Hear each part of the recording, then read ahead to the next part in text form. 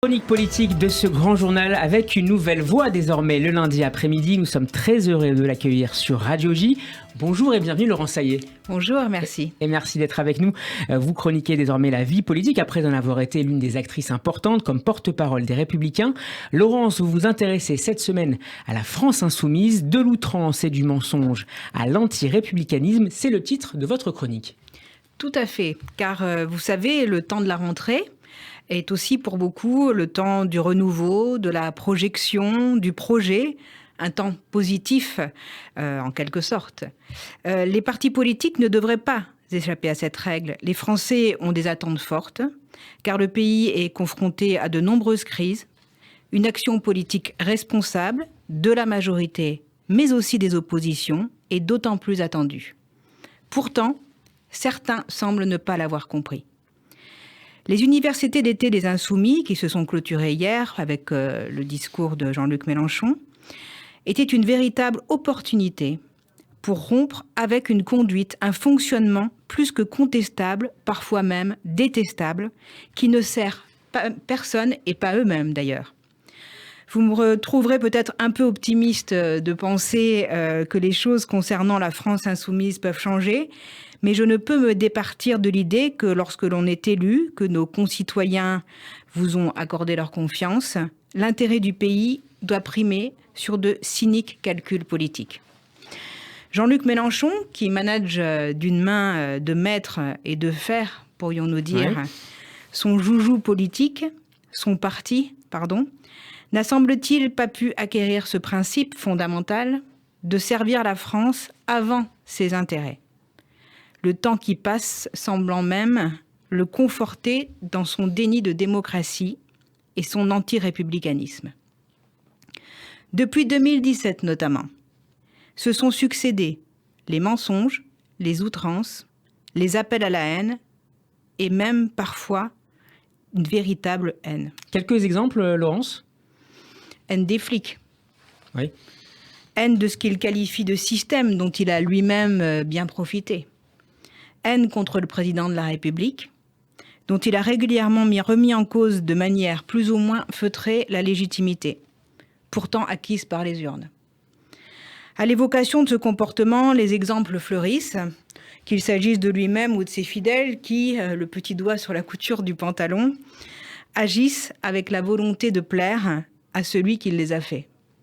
À l'Assemblée nationale, tout d'abord, qui aurait pensé que l'on piétine ainsi cette institution ? Le premier des respects, lorsque l'on a l'honneur d'y siéger, d'y représenter nos concitoyens, tous nos concitoyens, n'est-il pas de bien se vêtir ? François Ruffin et son maillot de foot, d'autres entre tenues que l'on pourrait qualifier poliment de tenues de plage, tenues estivales, n'ont semble-t-il pas jugé que le Parlement, la maison du peuple, méritait de la considération.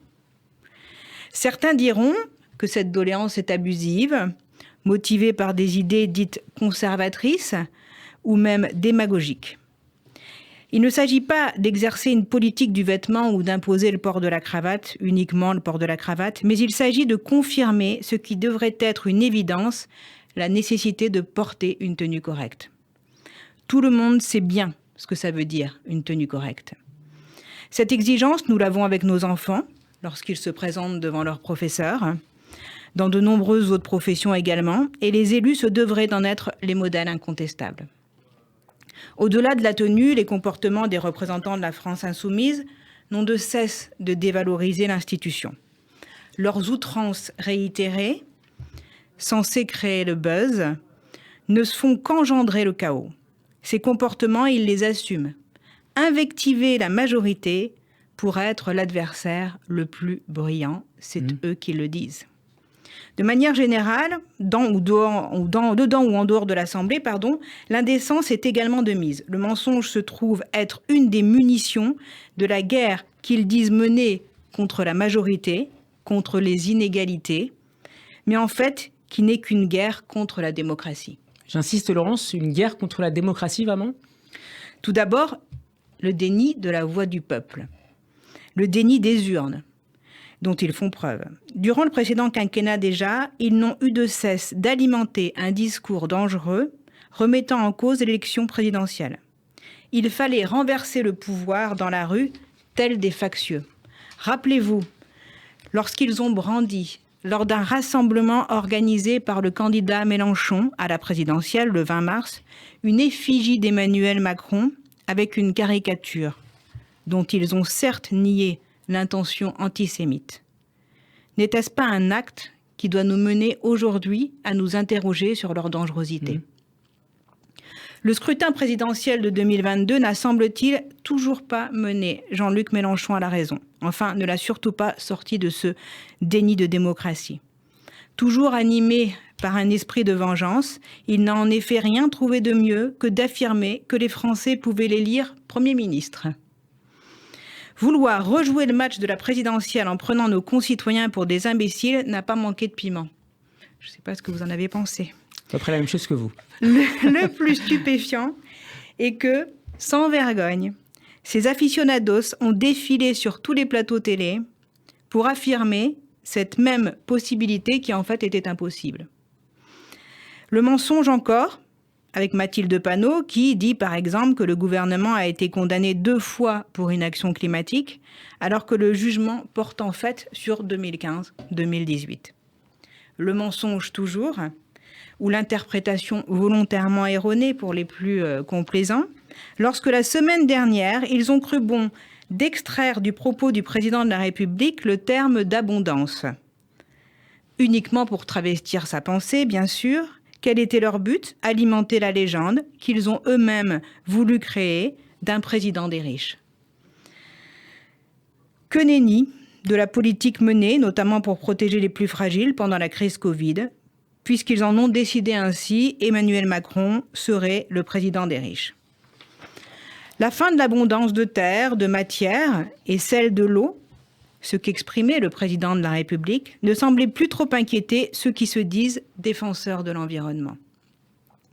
Sur une note un peu plus légère, oui, qui pourrait presque en être amusante si le sujet de fond n'était pas si grave, si lourd, le leader de la France insoumise a eu le génie hier d'inventer les élections législatives à un tour, puisque, disait-il, ils avaient gagné ce premier tour. Alors Laurent, certaines voix à gauche pourraient peut-être vous taxer d'anti-mélenchonisme primaire.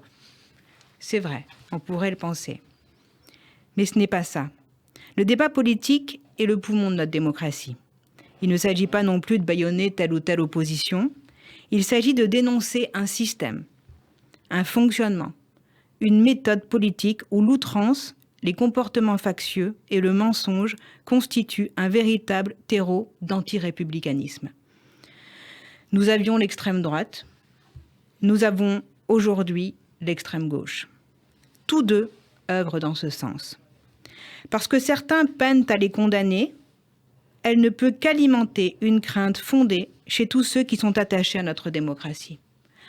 Alors pour finir, je vous dirai, car je reste quand même optimiste, que j'espère que les républicains de gauche qui se sont embarqués dans cette triste aventure de la NUPES, qui au final n'a qu'un seul patron, Jean-Luc Mélenchon, puissent s'en extraire pour ne pas cautionner les agissements d'un homme animé par la rancune et dévêtu de tout amour de la France.